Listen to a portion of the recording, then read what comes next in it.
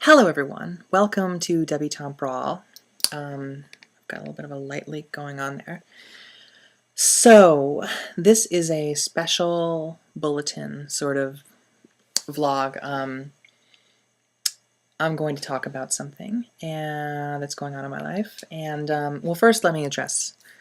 I posted 5 videos answering questions that people asked me. And that wasn't even all the questions. It's not that there were that many, you know, like there were like 20 to 30 or something like that. But I recorded them all. I answered all of them, but my camera kept clicking off, and I would lose portions of what I'd talked about. So I intend to re-record those other answers at some point. But I've learned a valuable lesson. I really don't enjoy doing these the videos where I just answer a lot of questions. So I think I'll try to address all the questions that everyone asked me, but I think that I just need to focus on like a couple topics per video, because who the fuck wants to watch me answering these questions like this? It's just unorganized and I don't like it. I mean, there were some good questions, you know, and I enjoyed doing it to a point, but then I was like, Jesus Christ, I've got like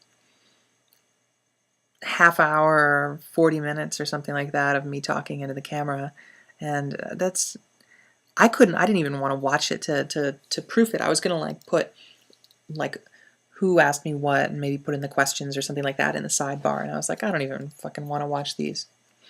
Oh, P.S. I'm a little tipsy right now. I just got back from a party, and there was Truth or Dare Jenga, which is a new game for me. I haven't ever played that before, and I only got to play 1 round. But the question that I was asked was a little, it turned raunchy, and I guess I'd had a few drinks because I wasn't really that ashamed to answer. Oh boy, I don't know. I guess, I don't know. I won't go into it. I'm definitely not going to say what the answer was here, or the question. Oh, all right, I'll tell you what the question was. The question was, what's the worst thing you've ever eaten? And it got bad. There were some really bad ones, though, but it was fun. Let's see. So, question videos. I'll get to those later. And a little tipsy. Okay, so here's my news. In 78 days from today, about approximately, I will be getting GRS, SRS, whatever you want to call it. There's another name for it. Someone calls it something correction or something like that. But I don't know. There's too many names for things, I think, in this whole gender world.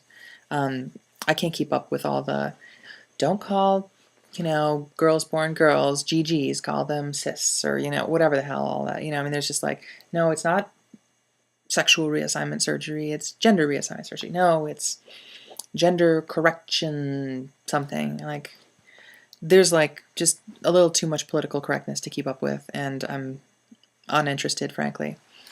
That probably makes me a really shitty trans girl, but whatever. So anyways, yeah, in the very last day of November, I am going under the knife. And so yeah, that's exciting. That's my big, giant news. And I don't know. So it's I'm going to be in Florida, and Dr. Christine McGinn is doing my surgery, and I am a combination of excited, happy, what's that word? Excited? Oh, I don't remember what the word is, where you're like just content, kind of like, but then also like partially terrified and nervous and anxious. So I don't know, we'll see. This is, I mean, it's what I want, but it's, you know, like, you're crazy. You're absolutely out of your fucking mind if you're not like worried about like major surgery, and let alone one that's like this. You know, it's like, you can be nervous about going to open heart surgery, but the chances are that chances are probably 100% that you're going to open heart surgery because they're saving your life. And this is a voluntary surgery, and it's scary. So the plan is GRS and breast augmentation all in one go. We'll see how the money situation works out. But I don't know. Freaky Friday. Pretty crazy stuff, right?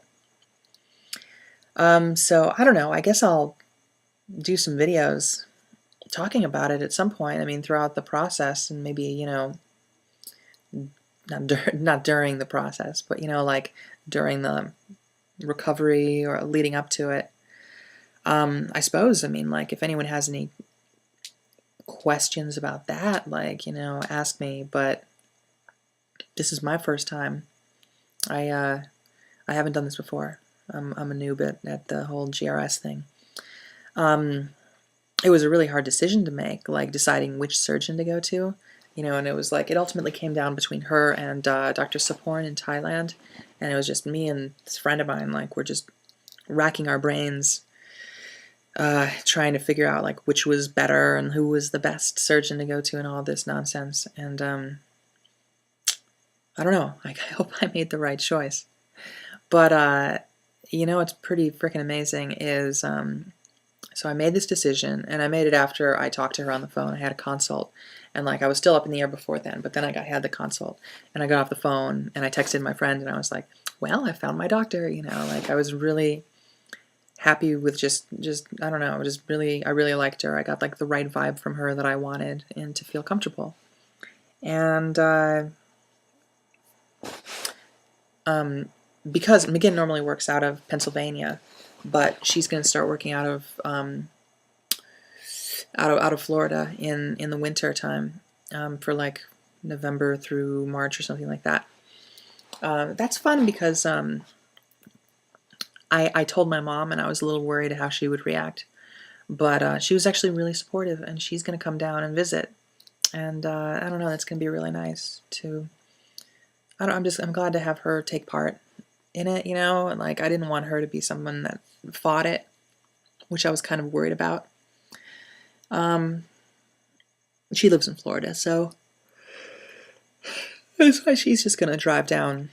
I mean, it's not that quick of a drive or anything, but you know, she's gonna come, and I'm gonna have my best friend is gonna come down after I get out of the hospital. I'll be like, you know, surgery, and then I'll get out of the hospital. No, I'll be in the hospital for a week, and then I'll be in a hotel locally for a week, like to do like checkups and make sure everything is okay, and then back to California, and I'll be, you know, taking it easy all through December, and you know, I'll get back in the middle of December, and then I have January. I hope to pick up like some side jobs and like do some work from home probably, but I don't plan on working anywhere in January either. I just, you know, like how in the hell do you go and sit behind a computer for like 8 to 10 hours when you have like a crazy schedule where you have to freaking dilate, you know, like 6 times a day or something like that. And that doesn't sound fun. And I just, you know, I want to have my time.